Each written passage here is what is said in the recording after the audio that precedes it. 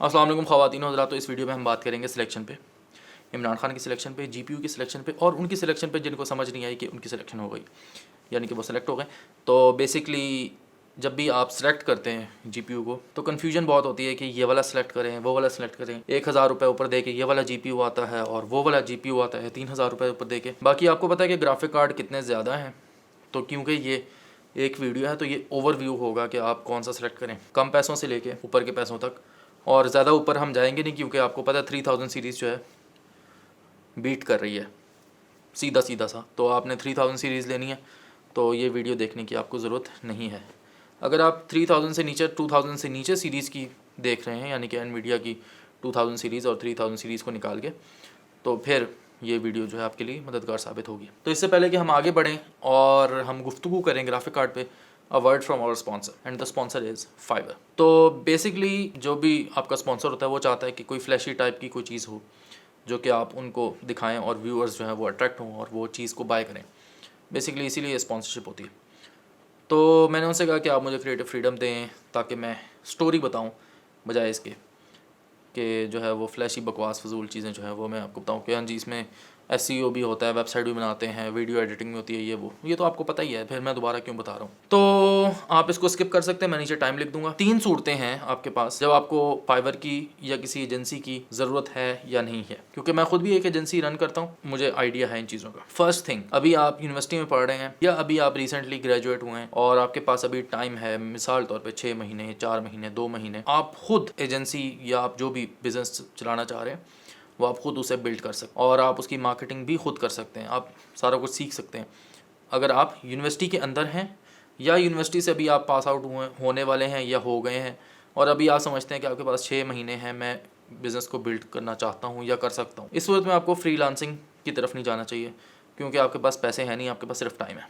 दूसरी सूरत, आपके पास टाइम है लेकिन आपके पास पैसे भी हैं थोड़े बहुत। अब आप शेयरिंग इज़ केयरिंग वाला हिसाब करेंगे कि आपने मोस्ट ऑफ द स्किल्स जो है उन्हें सीखना है। फॉर एग्जांपल कोई भी आप बिजनेस स्टार्ट करना चाह रहे हैं तो आपको उसकी नो हाउ तो होनी चाहिए, लेकिन उसके साथ साथ टेक्निकल चीज़ें जैसे कि वेबसाइट बनाना और वेबसाइट बिल्ड करना, फिर वीडियो में कौन कौन सी चीज़ें जो है वो इस्तेमाल होती हैं, कौन सी वीडियो इफेक्टिव है, फिर आपने डिजिटल मार्केटिंग आपने करनी है, सोशल मीडिया पे कॉपी राइटिंग कैसे होगी, इसका एक ओवरव्यू जो है वो आपके पास होना चाहिए, जिसके बाद आप किसी फ्रीलांसर को हायर करेंगे। क्योंकि आपके पास अभी टाइम ज़्यादा है और पैसे कम है, तो टाइम में आप खुद भी स्किल्स जो हैं वो सीखेंगे, क्योंकि आपके पास टाइम है, आप इन्फॉर्मेशन भी कलेक्ट कर रहे हैं उनसे और उनको जो पैसे हैं वो भी दे रहे हैं। तो इससे ये होता है कि आपका जो बूस्ट जो कारोबार है वो आहिस्ता आहिस्ता बिल्ड होने लग जाता है कम पैसों में। अब तीसरी सूरत, जो आखिरी सूरत है, जब आप किसी एजेंसी वगैरह को हायर करते हैं, फॉर एग्जाम्पल लाइक मी या बहुत सारी एजेंसीज़ हैं, तो हाँ मैं अपनी एजेंसी का भी लिंक अंदर डाल दूँगा, आप देख सकते हैं कि मैं क्या सर्विसेज देता हूँ। बाकी एजेंसी आप सिर्फ उस वक्त में हायर करते हैं जब आपके पास टाइम कम हो और पैसा ज़्यादा हो और आप फ़ौरन कोई भी आउटपुट जो है वो चाह रहे हैं। फॉर एग्जांपल आपका कोई क्लाइंट है या आप किसी क्लाइंट, एक स्पेसिफिक क्लाइंट को रीच करना चाहते हैं या मल्टीपल क्लाइंट्स हैं जिनको आपने टारगेट किया हुआ है कि मैंने इस 1 महीने के अंदर, 6 महीने के अंदर इन लोगों को टारगेट करना है ताकि इनके थ्रू मुझे ऑर्डर्स आएँ, या आप कस्टमर्स को टारगेट करना चाह रहे हैं और उसके लिए आपको वीडियो चाहिए, वेबसाइट चाहिए, आपको फनल्स बनानी है वगैरह वगैरह, तब आप एजेंसी को हायर करते हैं। Otherwise Fiverr is the best place अगर आप पैसे सेव करना चाह रहे हैं और आपके पास थोड़ा टाइम है, क्योंकि आपको वहाँ पे ढूंढना पड़ता है बंदों को और उनके साथ थोड़ा टाइम लगाना पड़ता है, उनकी गिग्स जो है, जो उन्होंने डिस्क्रिप्शन लिखा हुआ है वो आपको पढ़ना पड़ता है। खैर, विद ऑल दिस इंफॉर्मेशन हम आगे बढ़ते हैं ग्राफिक कार्ड्स की तरफ। अच्छा, तो अब हम आते हैं ग्राफिक कार्ड्स पे, और ग्राफिक कार्ड्स की ना लाइन बहुत बड़ी है, तो हम बेसिकली ओवरव्यू देंगे कि कौन सा सिलेक्ट करना चाहिए, बाद में आप उसको वेबसाइट्स पे जाके और बाकी जगहों पे कंपेयर कर सकते हैं। समटाइम्स होता ये है कि मैं जिस टाइटल के थ्रू, फॉर एग्जांपल मैं अगर GTA पे कंपेयर कर रहा हूँ या मैं अगर किसी गेम को माफिया पे कंपेयर कर रहा हूँ, तो वो डिफरेंट रिजल्ट देगी एज़ कम्पेयर टू अगर मैं CSGO पे कंपेयर करूँगा या वॉरजोन पे कंपेयर करूँगा। मिसाल तौर पे स्ट्रॉन्ग होल्ड या स्काईलाइन सिटी, ये गेम्स मैं खेलता हूँ, तो मैं इन पे कंपेयर करूँगा। रिजल्ट हर गेम, हर टाइटल जो है उसका रिजल्ट डिफरेंट होता है। मुद्दा जो है उसे शुरू करते हैं। तो बेसिकली आपने 3-4 चीज़ें जो जिनको देखना होता है। सबसे पहली ये है कि वो पावर कितनी लेके जा रही है, ठीक है। अगर आप पैसे खुद देते हैं तो you will going to care about it, otherwise आगे बढ़ते हैं। दूसरी चीज़ जो है उसके अंदर प्रोसेसर्स कितने हैं, यानी कि आप जब CPU लेते हैं तो उसमें मतलब इतने कोर हैं और इतने थ्रेड्स हैं, तो इसमें कूडा कोर्स जो है वो आप देखते हैं, जितने ज़्यादा होंगे उतनी बेहतर परफॉर्मेंस वो देगा। तीसरी चीज़ ये है कि उसकी बेस क्लॉक क्या है। एक बेस क्लॉक होती है और एक बूस्ट क्लॉक होती है। जैसे कि फॉर एग्जांपल कुछ कार्ड्स जो हैं वो 1600 1500 बेस क्लॉक के साथ आते हैं। बेस क्लॉक यानी कि आपने ओवर क्लॉकिंग नहीं की, उसके अंदर कोई चेंजेस वेंजेस नहीं की और आपने जाके छेड़ाछाड़ी नहीं की, तो वो जो बेस क्लॉक है वो 1500 पे चलेगी। और जब आप उसे ओवर क्लॉक करेंगे यानी कि उसके वोल्टेज में छेड़छाड़ी करेंगे और बाकी छेड़छाड़ी करेंगे तो वो 1800 या 2000 मेगाहर्ट्ज़ देगी और जाहिर सी बात है उसके बाद वो पावर भी कंज्यूम करेगी और गर्मी भी प्रोड्यूस करेगी। तो आपने जब भी कंपेयर करना है ग्राफिक कार्ड्स को दोनों को, एक तो ये कि इससे फ़र्क नहीं पड़ता, टाइटल टू टाइटल वेरी करता है। फॉर एग्जाम्पल 2 कार्ड्स हैं और दोनों की जो फ्रेम्स हैं, फॉर एग्जांपल GTA 5 है या CS:GO है, उनमें फ्रेम रेट उनका एग्जैक्ट है या मतलब 1-2 फ्रेम का फ़र्क है। तो आपने वो वाला कार्ड सेलेक्ट करना है जिसकी बेस क्लॉक ज़्यादा है और आपने ये अपने दिमाग से निकाल देना है कि आप अपने ग्राफिक कार्ड को ओवर क्लॉक करेंगे। बेस क्लॉक के बाद आप 2 चीज़ें आगे आती हैं। लोग पूछते हैं कि मैं 4 GB का कार्ड लूँ या 3 GB का कार्ड लूँ। आप उनको कंपेयर करें कि उनकी परफॉर्मेंस क्या है। फॉर एग्जाम्पल आपके पास 960 है, आपके पास 1060 है, आपके पास 1050 Ti है। समटाइम्स जो है 960 बेहतर चलता है 1050 Ti से। कैसी अजीब बात है कि 1050 बाद में आया है लेकिन परफॉर्म नहीं अच्छा करता कुछ टाइटल्स पे। इसी तरह आंखें बंद करके अगर आपने देखना है इन 3 में, 960 में, 1050 Ti में और 1060 में, तो 1060 is basically the best among all of them, ठीक है। और उसके बाद हम इन पे वापस आते हैं। बेसिकली अब हम शुरू करते हैं कि आपके पास पैसे कम हैं और आपका जो अपीयरेंस है डेस्कटॉप की वो बड़ी अजीब है और आप चाहते हैं कि कोई हल्की फुल्की गेम जैसे पुराने ज़माने की स्ट्रॉन्ग होल्ड होती थी, एज ऑफ एम्पायर होती थी या इस तरह की कोई गेम जिसमें स्ट्रेटजी थोड़ी सी हो या सिटी स्काईलाइन जो पुरानी वाली थी, आप उस तरह की कोई गेम खेलें टाइम पास के लिए, हल्की फुल्की एडिटिंग या इस तरह कॉन्टेंट वगैरह का आप बना लें। तो उसके लिए आपके पास क्वाड्रो की ऑप्शन बेस्ट है कि क्वाड्रो की जितनी भी लाइनअप है वो आपको कंटेंट के मुतालिक जितनी भी चीज़ें उनमें सपोर्ट करती है। आपने हल्की फुल्की एडिटिंग करनी है या जो भी करना है, डिपेंड करता है आप कौन सा क्वाड्रो ले रहे हैं। क्वाड्रो के अलावा जब आप सस्ते में बात करें तो 512 का क्वाड्रो और 2 GB का चाइनीज़ कार्ड, ये आपको तकरीबन इक्विवेलेंट प्राइस के करीब मतलब थोड़ा बहुत फ़र्क के साथ आपको मिलेगा। बेसिकली जो चाइनीज़ कार्ड होते हैं वो क्योंकि अपने दिमाग से तो उन्होंने बनाए नहीं हो, तो वो रिवर्स इंजीनियर होते हैं, यानी कि जब असेंबली लाइन से जब कार्ड गुजरता है उसमें कोई डिफेक्ट पाया जाता है, उसको पिक कर लिया जाता है और उसको सुट दिया जाता है बाहर, क्योंकि कंपनी अपने रिसोर्सेज जो है वो उस कार्ड पर लगाना नहीं चाहती और वो उसको बाहर बेच देती है। तो क्योंकि मेजॉरिटी जो कंपनीज़ की जो फैक्ट्रीज़ हैं वो चाइना में होती हैं, तो वहाँ की चाइनीज़ वेंडर उसको ले लेते हैं और उसको रिवर्स इंजीनियर करके ठीक ठाक करके उसकी बायोस वायोस चेंज कर देते हैं।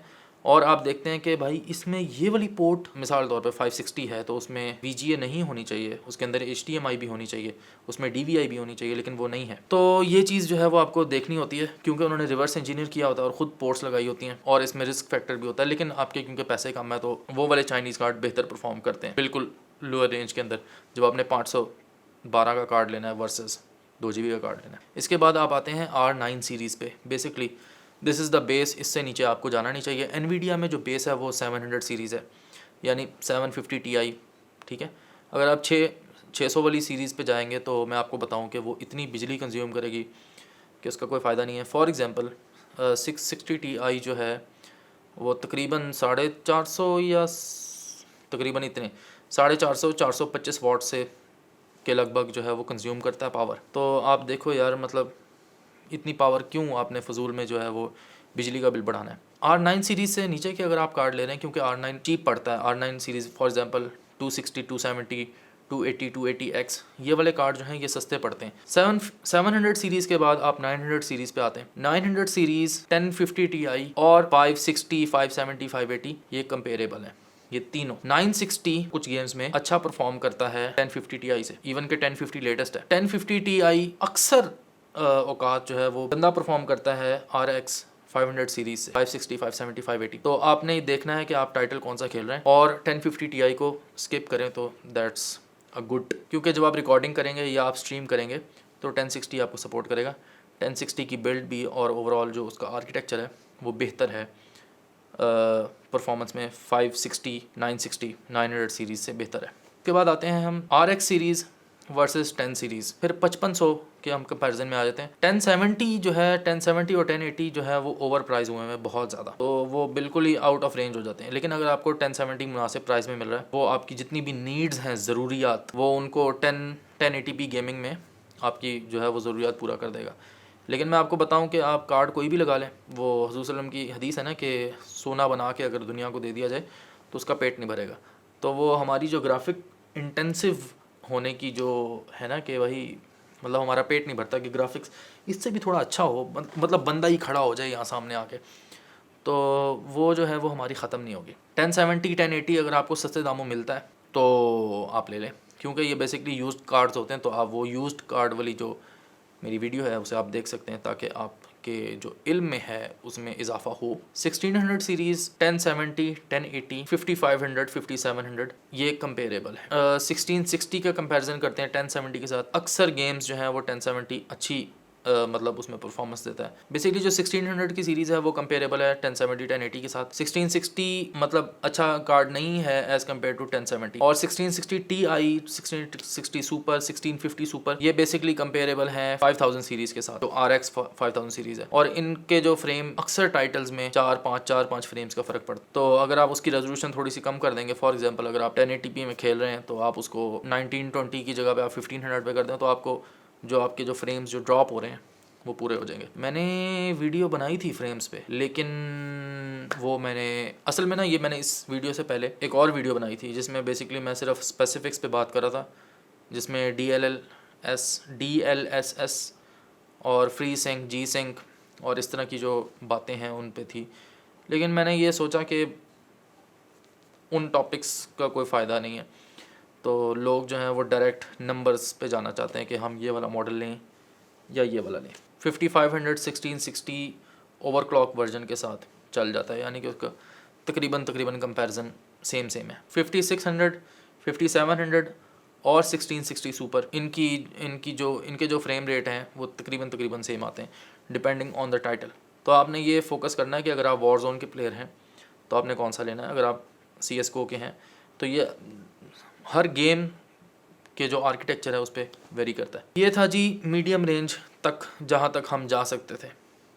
इससे ऊपर फिर 2000 सीरीज़ है और 6000 सीरीज़ है, यानी कि AMD में 6000 सीरीज़ और फिर 2000 सीरीज़ और फिर 3060 मतलब 3000 सीरीज़ के 3060 3070 3080।